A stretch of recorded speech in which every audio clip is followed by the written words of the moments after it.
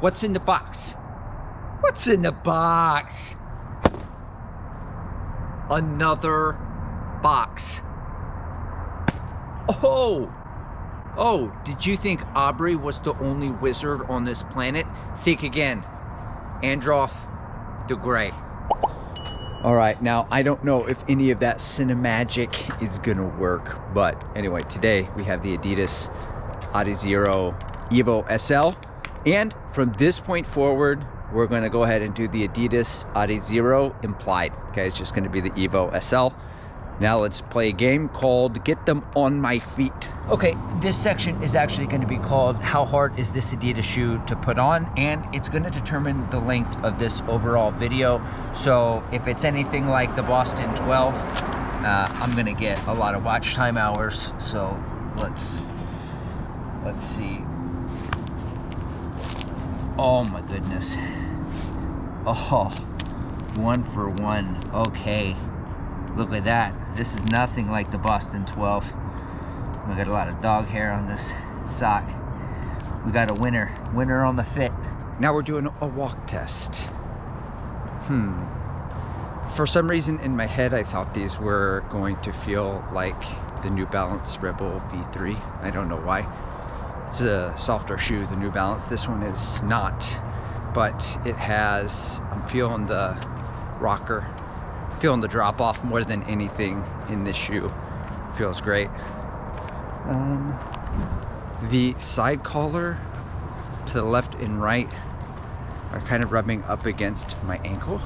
All right, and we're off. So what I did was I retied the laces into a racer's loop to secure the lockdown. I will say the tongue is a little dodgy, a little doiji. Had to lock that sucker down. Okay, today's workout from Coach Fox is 3x3K at threshold pace. Now, you may be asking yourself, Andrew, don't you live in San Antonio, Texas? A town, a city, which embraces the imperial system of our great nation. Yeah, I do. So why the Ks? Well, Matt Fox is from Australia. That's the best I could figure it, you know. But Australia, they've given us Hugh Jackman, okay, Chris Hemsworth, Heath Ledger, essentially the Marvel Universe, and even some of DC. So if Matt Fox says Ks, we're rolling Ks. Anyway, I don't mind because my Garmin is bilingual, and as I run, like, boom, it beeps. I have no idea it's coming. The watch just beeps at me. It's like Jack in the Box. It's a surprise. Okay, how the shoe feels during the warm-up. Feels like just a shoe. I saw online some guy was like, my new favorite daily trainer. For that guy, sure. For me, nah, I'm not gonna use this shoe for daily training. At steezy paces, steady, easy, I can start to feel a little bit of the rocker and a little bit of the foam. It's got a nice little subtle bounce to it. But it's not, this shoe's not doing the work for me. I'm still doing all the work. Got about a minute before we get into the workout.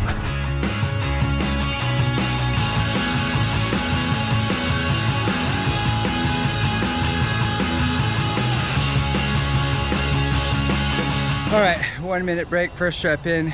What I will say is that one of the reasons I like running by Ks or even timed intervals is I have no idea what it means when I arrive at a place. So like I got here, when it beeped at me, it said 11:19 is the time. I have no idea if 11 minutes and 19 seconds is good for 3K at threshold, what the pace is, or what it even means. Okay, it says 30 seconds. That means I got 15 more seconds before we go again. We got 1 minute breaks in these bad boys.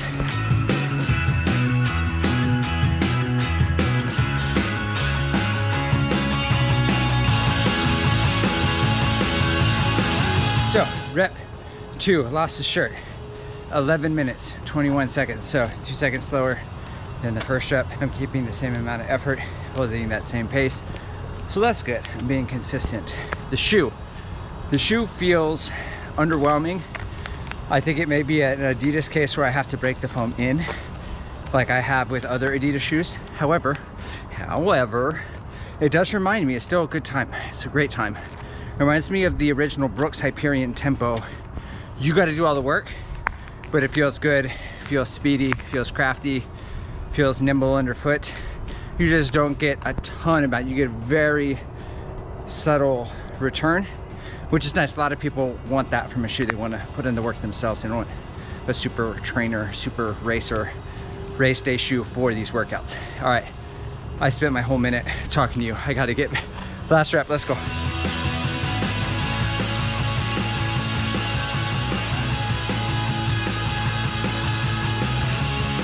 Last rep was 11:13, so 8 seconds faster than the other ones. I have no idea what that means.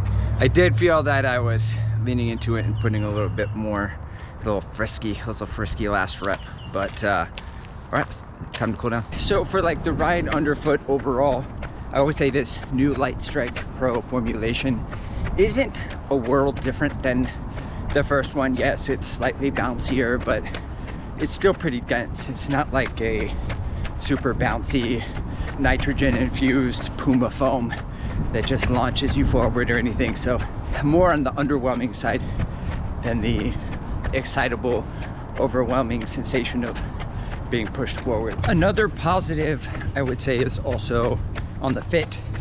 Adidas has evolved. I won't say it's like sparkling, what a great fit, but just compared to like where they were, I mentioned earlier the Boston 12, the Adios Pro 3, these aren't shoes that were super easy to get. Sorry, I don't want to blind you with the sun, so we'll talk sideways like this.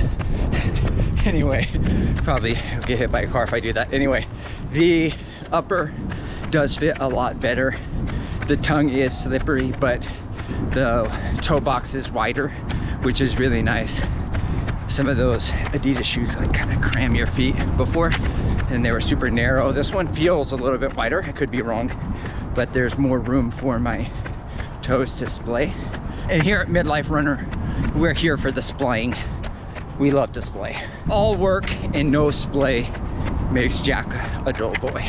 On this side note, it's really funny. When I woke up this morning, I got a notification on my phone from YouTube, which is weird because I usually don't get notifications from YouTube. And this guy in the comments in a video, and he said 40 plus, speaking about my age, midlife, still acting like a clown.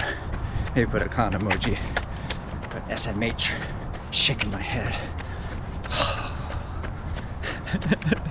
Bro, from day one to the day I die, this shit's a circus, okay? So welcome in to the greatest show on earth. All right, lastly, I'm going to say the positive is the price, $150 for, compared to everything else on the market.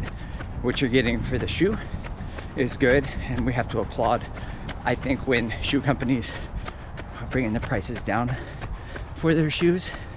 I hope they sell a ton of SL2s, a ton of Evo SLs, and then all of the other shoe brands are stuck with a lot of extra inventory, and then they have to bring their prices down.